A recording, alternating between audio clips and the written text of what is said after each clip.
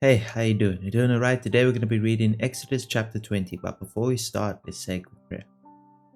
Dear Lord, we come before you today as we read the word of Exodus chapter 20. I pray that you allow me to speak with accuracy and clarity, that the person on the other side of the screen may get a full comprehension of your word, Lord, because your word deserves all light and understanding. We love you, Jesus, with all heart and soul. Amen. With that being said, let's read Exodus chapter 20. 10 Commandments for the Covenant Community. Then God gave the people all these instructions. I am the Lord your God, who rescued you from the land of Egypt, the place of your slavery. You must not have any other God but me. You must not make for yourself an idol of any kind or an image of anything in the heavens or on the earth or in the sea. You must not bow down to them or worship them, for I, the Lord your God, am a jealous God, who will not tolerate your affection of any other gods. I lay the sins of the parents upon their children. The entire family is affected, even children in the third and fourth generations of those who reject me. But I lavish unfailing love for 1,000 generations on those who love me and obey my commands. You must not misuse the name of the Lord your God. The Lord will not let you go unpunished if you misuse his name. Remember to observe the Sabbath day by keeping it holy.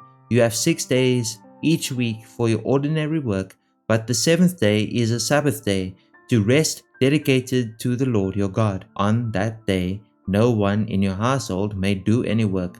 This includes you, your sons and daughters, your male and female servants, your livestock, and any foreigners living among you. For in 6 days the Lord made the heavens, the earth, the sea, and everything in them. But on the seventh day he rested. That is why the Lord blessed the Sabbath day and set it apart as holy. Honor your father and mother, then you will live a long, full life in the land the Lord your God is giving you. You must not murder, you must not commit adultery, you must not steal, you must not testify falsely against your neighbor, you must not covet your neighbor's house.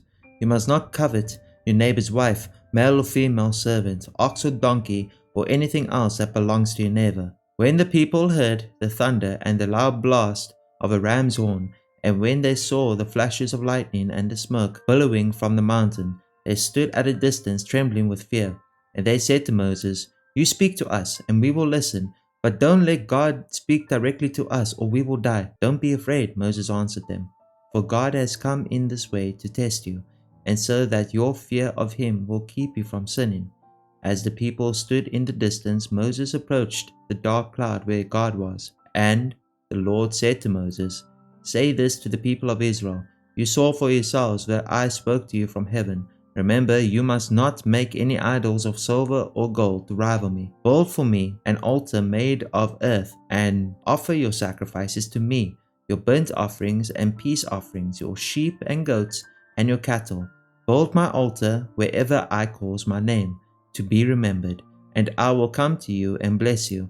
If you use stones to build my altar, use only natural, uncut stones. Do not shape the stones with a stool, for that would make the altar unfit for holy use. And do not approach my altar by going up steps. If you do, someone might look up under your clothing and see your nakedness. That is Exodus chapter 20. Hopefully you guys learned something today. If you have any prayer requests or any questions, leave them down in the comments down below. Remember, verse of the day is in the description. I love you. God loves you more. Have a wonderful rest of your day. Bye-bye.